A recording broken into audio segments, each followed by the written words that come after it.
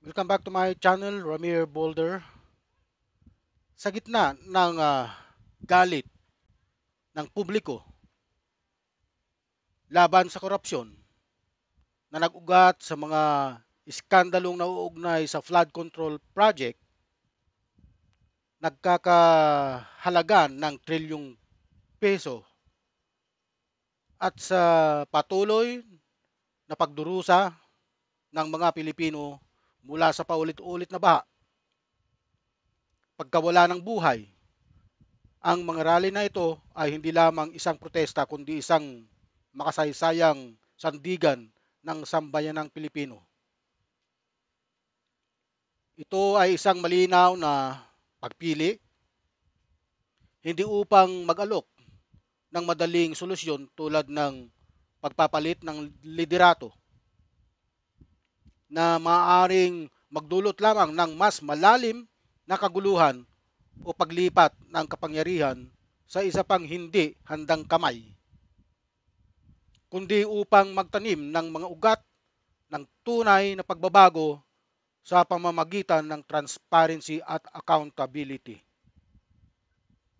Ito ay isang matalinong hakbang tungo sa pagpapatibay ng institusyon, hindi sa pagputok ng Estado.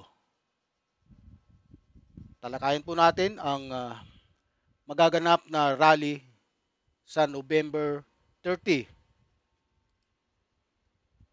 Ayon po kay sa organizer na si Calleja, hindi welcome ang mga mananawagan ng regime change sa November 30 protest. Ito po ang panawagan, accountability, transparency. Bawal po ang mga politiko. Ha? Bawal ang manawagan ng Marcos resign. Sapagkat ito, mga rallying ito, ang pinapanawagan ay ang transparency, accountability sa malawak na korupsyon, sa flood control anomaly. Ano po? Pakinggan po natin. Bilang isa sa malaking grupo na lalahok sa protesta, paano nyo tinitiyak na magiging mapayapa ang kilos protesta lalo't nagbabala ang PNP tungkol sa posibleng Ang tanong po ni Cheryl Cusim, paano matitiyak nitong mga organizer na to na magiging peace ang rally? Ano po? Kasi mayroon pong nagbabalak na manggulo sa rally. Gusto po kasi nilang pabagsakin si Pangulong BBM at sila ang pumalit. Ano? Alam nyo na po kung sino yung mga yon. Yan po ang mga grupo ng mga DDS. Ano? Grupo nila pabagsakin ang gobyerno upang pumalit sila at lahat ng mga kaso sa flood control scam na ito ay matitigil, mababaliwala, mapapalabas yung mga nakulong na. Yan po ang kanilang adhikain. Yan po ang kanilang pinaglalaban. Kaya malinaw po na ang rally ay hindi regime change. Ipagpatuloy ni Marcos ang mga nasimulan niyang pag-iimbestigar ng malaliman dito sa mga korupsyon na ito upang may mapanagot ng mas malalaking kilalang tao pa. Ito. infiltration mula po sa mga grupong gustong manggulo? Cheryl, nung September 21, nakita mo peaceful yung aming rally at ganyan din po, may banta din po. Pero maganda naman yung aming koordinasyon sa PNP, sa LGU, sa MMDA at within our ranks. No? Although maraming gustong sumali, talagang binivet natin yan kung anong grupo yung mga sasali sa atin. Although we are very inclusive, lahat po ng laban sa korupsyon gusto natin, pero kailangan ang sigaw natin pare-pareho. Hindi ho tayo para ibagsak anong gobyerno or anumang tao. Dapat daw ang maging sigaw ay pare-pareho. Hindi daw po kailangan sumigaw ng mga kung ibagsak ang isang gobyerno. Ano? Hindi po kasi yun yung agenda nila. Hindi po yun ang kanilang pangunahing pinaglalaban. Ang pinaglalaban dito po yung accountability at transparency. Sapagkat napakalalim po ang pinag-ugatan ng korupsyon sa ating pamahalaan. Because this is not politically based, this is not individual based or personal based, this is not based on any party or political party, but based really yung ating adhikain ng taong Pilipino o ng mamamayang Pilipino laban sa korupsyon and advocacy for accountability, transparency, and good governance. Kaya bantayan po natin yung ating mga ranks and we will marshal our ranks together with the PNP and MMDA. Sa nangyari pong karahasan noong September 21 rally, saan po sa tingin nyo nagkulang ang kapulisan o ano ang dapat iwasan sa darating na protesta ngayong November 30? Well, klaruhin lang natin, Sharon, no? We are not part of that Menjola protest. Hindi po, wala ho sa aming grupo ang sumama dyan. At we would detest and we would object to any form of violence. We are for peaceful assemblies and for our constitutional rights. And whatever we are doing is within the Constitution and the rule of law. Kung saan nagkulang, siguro, alam mo, I always just say na if they are determined, I think they would really make gulo or make chaos if that's what they want. But that's only what they can do eh. I trust that the Alam niyo po kasi hindi po talaga maaalis ang manggulo dyan dahil nga unang-una may mga grupong ayaw dito. Ayaw din po nila sa mga grupo ng DDS. Samantalang ang mga DDS gustong humalo upang masabi lang na marami sila. Pero hindi po sila magtagumpay kasi iba po yung pinaglalaban nila eh. Ang pinaglalaban po nila ay ibagsak ang gobyerno, pansariling interest. Paano na kung sila ay magwagi? Mababaliwala po o lahat ng paghihirap ng gobyernong ito na nasimulan sa mga tinatawag na flood control scam. Mababaliwala po yun. Yung mga nakulong na, mapapalabas po yan. Kaya baliwala. Kailangan po talagang magtuloy-tuloy ito. Mapanagot kung sino man yung mga taong sangkot sa korupsyon. the police will handle it properly, professionally, so that whatever damage or whatever chaos these people would do would be put to the minimum. Ano po ang mensahe nyo sa mga kababayan natin na nais sumama pero natatakot dahil sa heavy police presence at previous incidents of violence nga po? Ang paalala ko lang, inimbitahan ko na rin, kunin ko na rin itong pagkakataon, share, to invite them sa Sunday, November 30. Magsisimula po tayo ng 10 o'clock. But syempre, yung magtitipon-tipon, yung iba magsimula 7, 8 o'clock, depende po sa inyong points of convergence. And then magkita-kita po tayo, magsisimula po yan mga 9:30 onwards, no? Up to hapon na po yan. And then, siguro let's be doing this peacefully, constitutionally, within the rule of law. Sabi ko nga, tuloy naman ang ating coordination sa police. I think the police presence is not something na kailangan katakutan, pero kailangan yan sa pagsamahan natin, pagtulungan natin. At hindi lang tayo magre-rely sa presensya ng police, but also within our ranks. No? We have to police our ranks as well. And be alert at tignan kung sino yung mga kasama natin. But we would hope and we... Malinaw po na ang rallying ito ay peace rally. Hindi po kaguluhang rally. Sa EDSA, People Power Monument, dito po sa Ortigas. Una, ang konsepto ng rally na ito ay hindi nagmumula sa vacuum.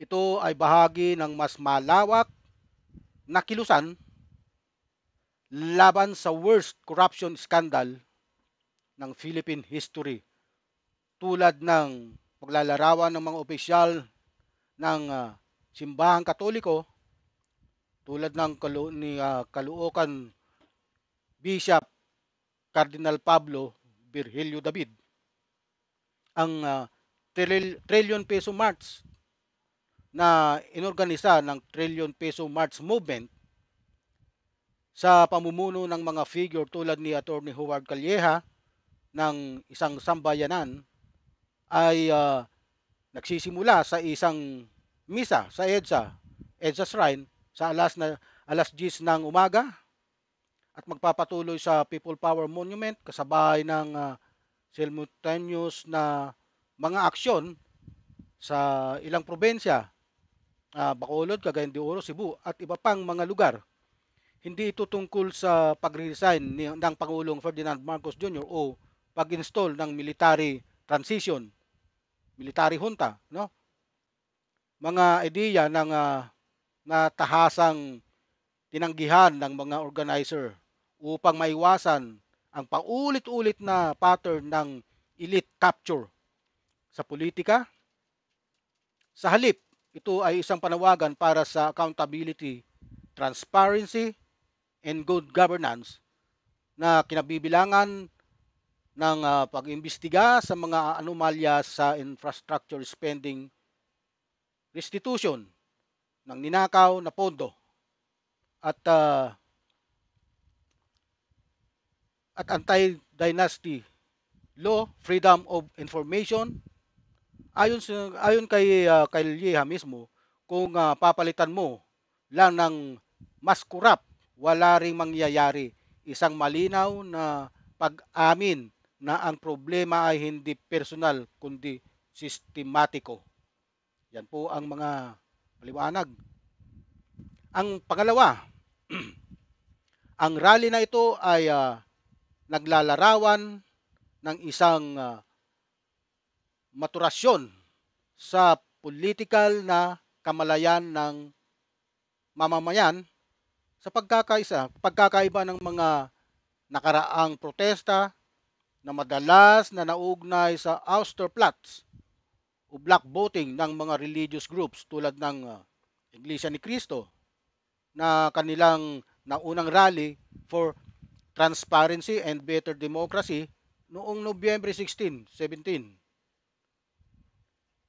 Ang November 30 ay nagpapakita ng mas inklusibo at interfaith na koalisyon mula sa Catholic Bishop Conference of the Philippines, CBCP, hanggang sa mga labor groups tulad ng Kilusang Mayo 1, youth organizer at civil society.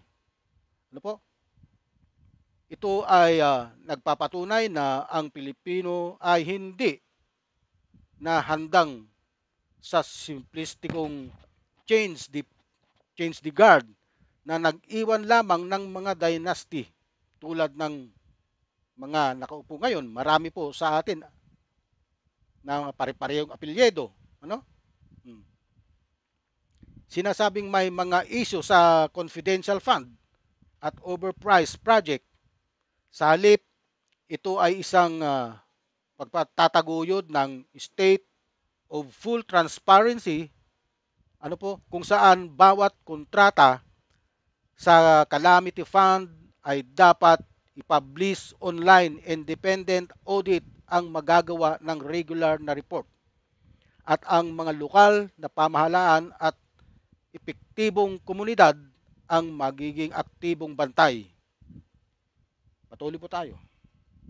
We are gunning for really a peaceful assembly. Lahat po nung pupunta dyan, sabi ko nga, ang sigaw lang para tayo ay peaceful, accountability, transparency, and good governance. And those that would shout for, let's say, a regime change or palitan ng politiko or ang presidente or whoever politician, I think hindi po sila para doon. At we have to be careful na yung mga sumisigaw na yan ay hindi po natin isama sa ating pagtitipon Tama. sa EDSA sa At nitong isasama, linggo. iba ang Sa tingin niyo po, gaano sinisigaw. kaepektibo ang mga ganitong protesta para makalampag nga ang pamahalaan sa panawagan ninyo na managot ang lahat ng sangkot sa korupsyon?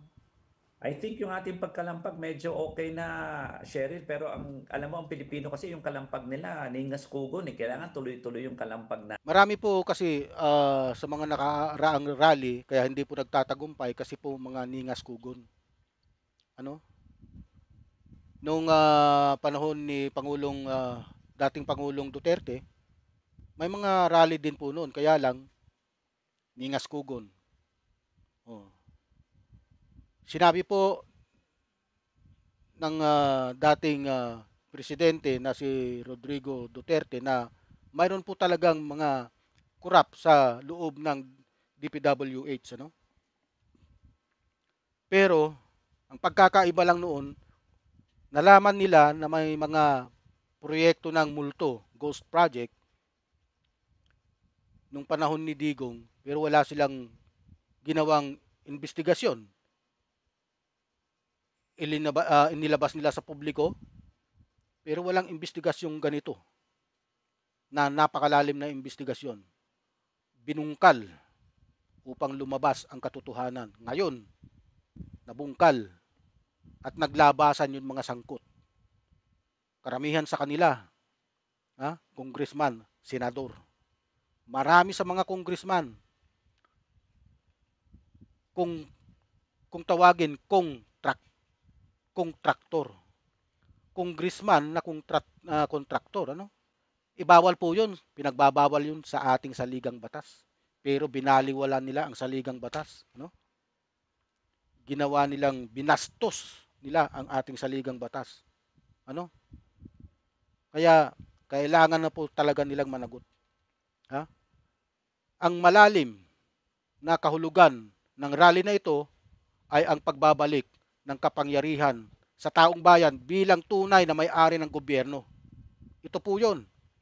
Ito ay isang paalala ng tunay na pagbabago ay hindi nasusukat sa bilang ng mga lumalahok na inaasahan na lalagpas sa 100,000 base sa nakaraang trilyon piso March o sa lakas ng mga sigaw, kundi sa pagtatag ng mga institusyon na hindi madaling labagin ng kapangyarihan tulad ng sinabi ni Laila de Lima sa kanyang suporta.